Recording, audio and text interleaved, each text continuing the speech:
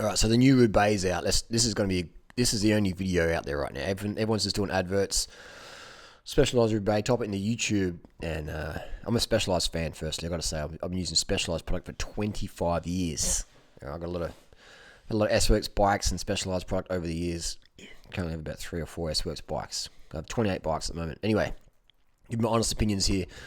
So the new Roubaix Bike Radar advert, paid product placement, Cycling Weekly advert, Sigma Sports distributor advert, bicycle chain advert. Yeah, so these basically just adverts, Cycling Tips adverts. So they're never really going to give you the honest opinion. There's one of my ones from 2017. You're not going to get honest opinion. You're going to get the bike's really good. It's better than last year's model. They're not going to fucking tell you the truth because they're paid to promote it, which is fair enough. This is marketing. It's business. You come to durianrider, I'm going to give you the straight up, unsponsored, unbiased, right opinion, honest opinion. So here on the Specialized Australian website, 17,000 bucks Aussie, 17,000 AUD will get you the latest, greatest Specialized Roubaix, which in my opinion is a bucket of shit, and I'll tell you why. Now, the Roubaix is one of my favorite bikes out there, and this is last year's model, already getting sold really cheap. It's what this guy's selling it for $4,500. It's got zips on there. It's got DR2 mechanical. It's got stages, power meter. It's a ripper deal. I can't believe he's selling it that cheap. But a lot of these bikes out there, they just get, they get sold quick. The bankers or the lawyers or the surgeons buy them. They upgrade them. This one's an even better deal.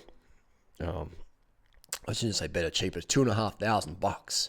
You go there, $1,500 cash, man. You'll get $1,500 cash. So look at this is almost brand new. This is an SL4. This is Tom Boonen's favorite Roubaix bike. It's got SRAM mechanical on there, which is really good group set. This bike's going to be super light. Now this $17,000 bike is going to be a heavy tank. It's going to be sluggish. The disc brakes are sluggish. The E-tap, the mechanical SRAM, in my opinion, pisses all over the E-tap. And I have both group sets, and I definitely rate SRAM product. But the mechanical SRAM red, it's fucking awesome, man. It's click, click, click, bang, bang, bang. The E-tap, in my opinion, in my experience, it's slow to shift. I like how easy it is to fit to the bike. From a mechanic's perspective, it's good. But that mechanical SRAM red is bang, bang, bang. So look at this, it's $2,500. You get this bike for $1,500. Honestly, you go there. This bike has not been ridden, It's not been ridden. And it's also selling his tarmac as well. So you go there, $4,000, you're going to get both bikes. And look at that. Look how clean. This bikes are brand new. So Rick's probably doing a low-carb diet or whatever. The bikes aren't getting ridden. They're in immaculate conditions. So obviously you buy a bike second-hand, there's no warranty there. But at that price, if you break the frame from a crash or whatever, it only costs a couple $100 to fix it anyway on the chain stay or whatever. So deals are out there. There's even upgraded the derailleurs and shit on it. So, so if you're going to pay $17,000 for a bike, you want it to go really fast. But it's not going to go as fast as a Gumtree special for $2,000, the old Roubaix SL4, which is what Tom Boonen really loved. This is the new, or the 2017 one. And this is the thing. The pros fucking hated that headshock design. This is like, we don't need a fucking suspension. We're not fucking noobs. We are professional riders banging out insane watts, taking all sorts of shit to fucking ride fast, far and long, and we don't need a little bouncy headshock. So what a lot of the riders did is they put in a different cartridge. It was totally locked out. Now, Specialized didn't tell the public that, but they had to sort of tell the public when one of them failed and the steerer snapped. And so that would potentially could have cost Boonen the win, his last race there. But anyway, that's a different video, different topic. So let's have a look at Boonen's bikes. This is it looks like an SL2. Yeah, these bikes, man, if you ride one of these bikes are fucking fast. And Boonen generally got a bit of a custom spec set up. Slam that stem, long and low. And, just stuff like that. The classic bike with those, what looks like Michelin Axial Pro color tires. It's a classic bike. And this is the, looks like an SL3. And, it could be an SL4. Yeah, SL4, sorry. So, these bikes are light and they're fast and they're stiff and they've got tire clearance. You don't need this thing. This is like the Homer Simpson. Remember that episode where Homer Simpson buys this like the all-American car, all the fancy bells and whistles and shit? This bike, I like the paint. It looks really cool. Let's give a zoom in on here. But I noticed straight away, this thing here, They call it the Future Shock 2.0. If it's anything like the Brain 2.0, which is probably one of the worst products Specialized ever released in my experience. I got an S-Works Epic. Bought it May last year. I've ridden it a handful of times. The suspension is still fucked. It's actually back at the shop now. It's probably taken about a month to get serviced. So it's just a poor design. The Brain 2.0 is a poor design.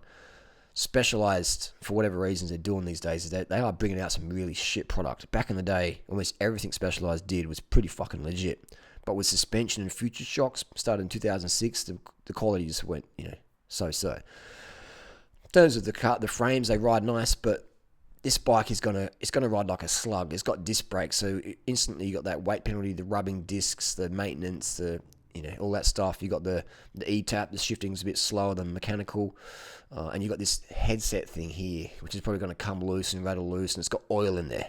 It's got oil. If you've got oil in a fork, it's going to be servicing issues, and it's going to go big back and forth from your bike shop. So you spent $17,000 on a bike that, in my opinion, is going to be a nightmare to service, and it's going to be yo-yoing around.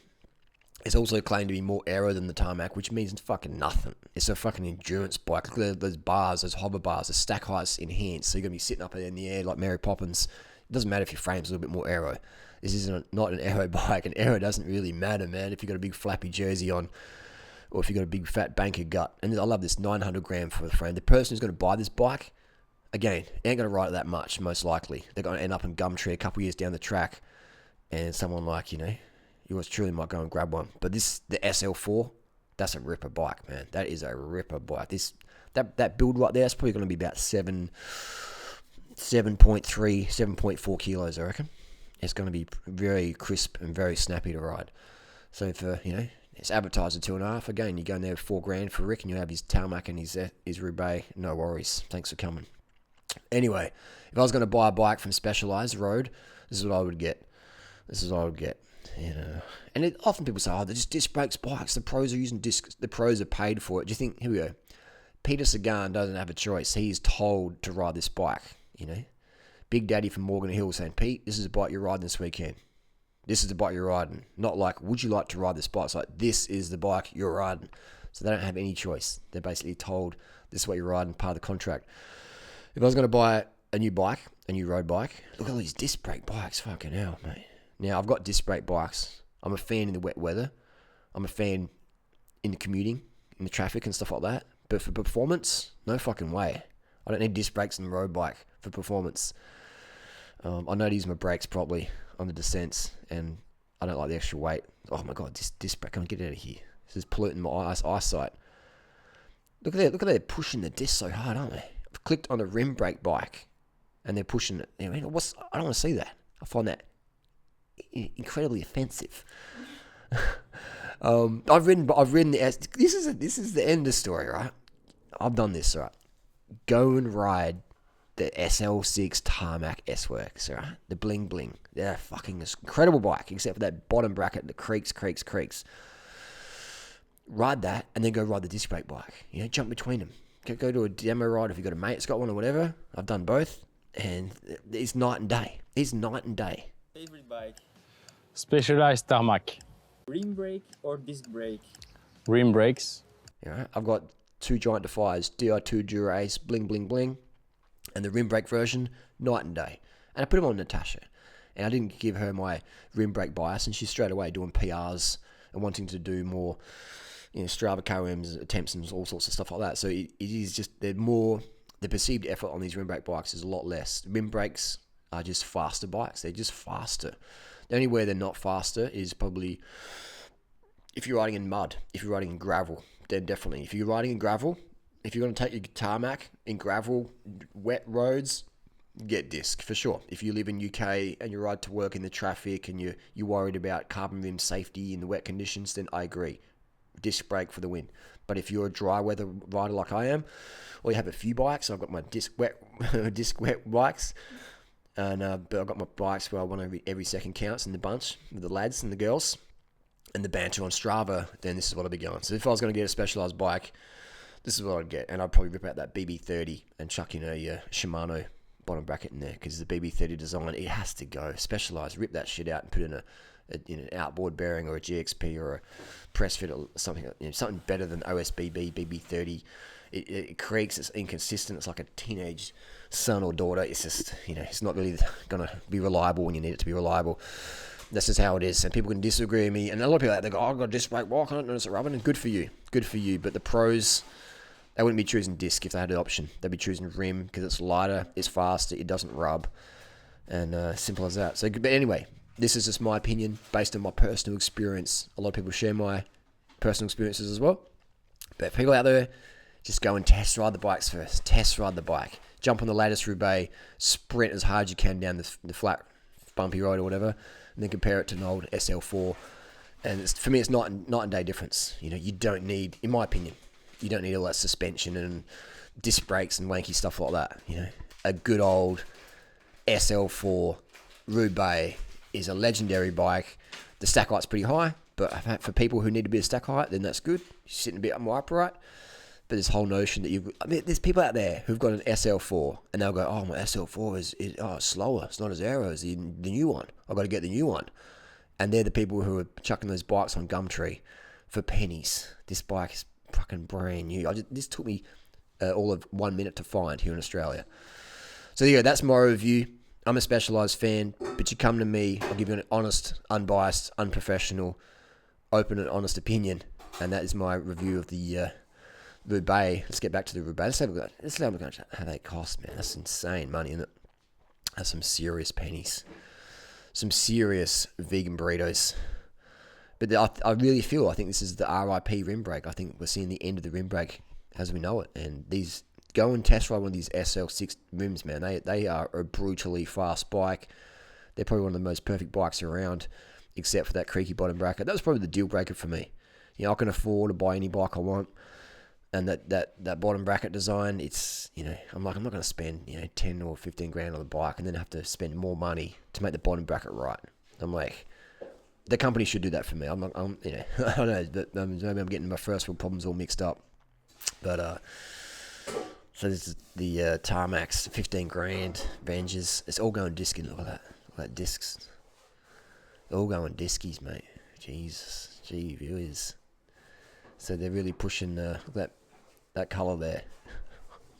They're really pushing it. The average person who's buying these bikes is generally a new cyclist. They've been riding for 1 or 2 years, and they're like, I want to get S-Works, I want to have status, I want to buy status in the bunch, and I want to get that. So that's there you go, 10 grand. That'll be on Gumtree this time next year for 2, 3, maybe 4 grand.